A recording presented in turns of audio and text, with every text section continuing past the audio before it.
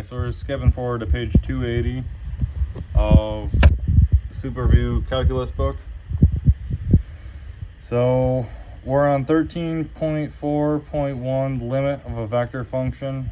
I'm not sure if I've dabbled into this exact page at all, but anyhow, I want to say we learned a little bit about limits. Actually, let's go back to this page. 13.4.279, limits and continuity.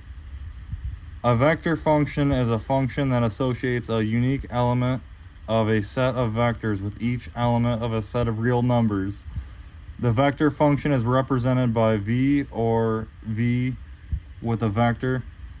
If v is a vector function, then for each real number n in the domain of v, there exists a unique vector, v times n, is less than or equal to less than x, comma y, comma z, greater than z.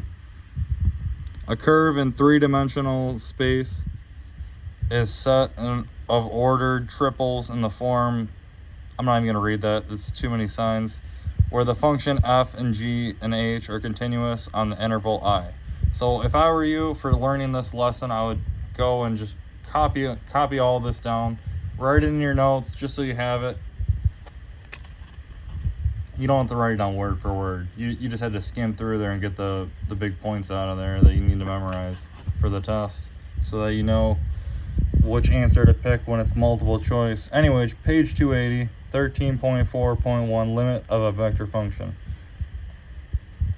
Provided that f, g, and h have limits as n approaches a vector v is continuous at if the limit of v of times n equals v times a, n to a.